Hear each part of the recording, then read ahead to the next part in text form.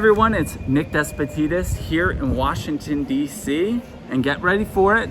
We have another great topic, probate and estates. Probate and estate sales are a great opportunity for both buyers and sellers in today's market. So join me today. Give me a thumbs up, like, and comment on what you're thinking. And subscribe to it.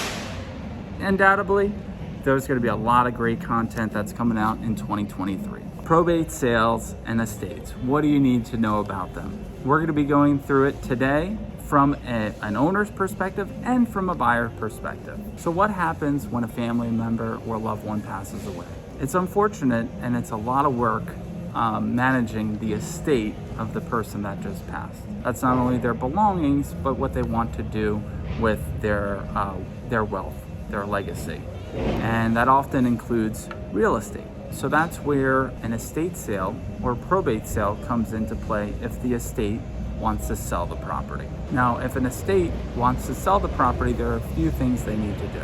First, we have to figure out when sitting down with a family is what did the person want, the deceased want, when they passed away. And that's usually in the will, or if they didn't have a will, they're gonna have to go through probate. If they did have a will, it's a little bit more easier to open up the estate. They name someone called the personal representative. The personal representative is in charge of the estate and makes the decision based on the estate and the best interest of the person that passed on what they personally wanted to do with their remains in terms of finances and real estate. The personal representative also represents the heirs and making sure that the heirs are given what is due.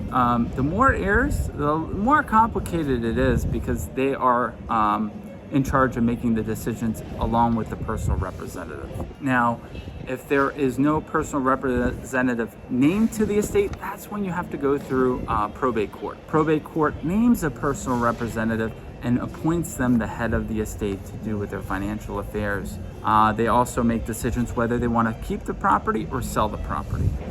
Now, let's say an estate owns a property, but the property has a lien on it for $500,000. The heirs could offer to purchase that property, but they would have to qualify for the loan, or they could sell it.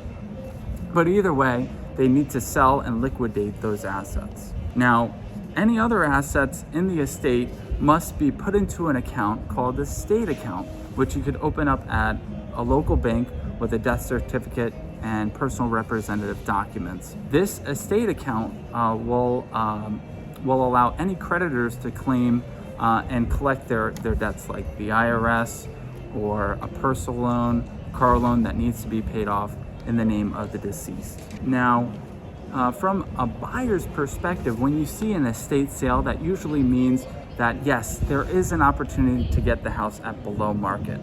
And why is that? Because there are multiple people involved in the sale and the decision of the sale. Typically, it's a lot of family members that want to make the best interest, but sometimes their opinions differ. They have something called an estate lawyer or a probate lawyer that helps the estate make decisions. Now, if there's one heir, a lot easier than 5 heirs. The estate also makes a decision whether to keep the property, sell the property, or renovate the property.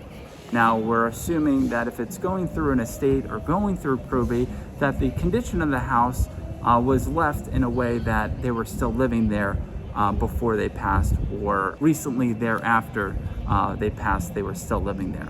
So it needs to be cleaned out, decluttered, painted, and all these things. And of course, the person more than likely was older, so the condition of the house and amount of work is a lot. So the buyers really have an opportunity here to work with the estate and put in an offer. And what they're looking for is not only a very qualified buyer, but also someone that's going to care for the house in the name of the deceased, because they want to honor the person that has passed away. So you really want to know if you're selling a property and you're a PR of an estate, you want a real estate agent that knows the real estate process, can give you the best advice whether to renovate it, declutter it, how to do that, how to market it, and what is the fair value. So a real estate agent is able to pull comps from the area and give you an amount of before renovation and after renovation. So a client of mine was able to sell the house as is for $450, but I said, hey, let's put some work into it and sell it for $700. And that was only $50,000 worth of investment, maybe a little bit more. So just that $50,000 was able to pick it up a few $100,000 because you weren't selling it to an investor. We wound up getting an offer, working with the family, had to pay a little bit more money to fix the roof. But at the end of the day, the estate was very, very happy because they were to get a lot of money out of the $50,000 they invested from the estate.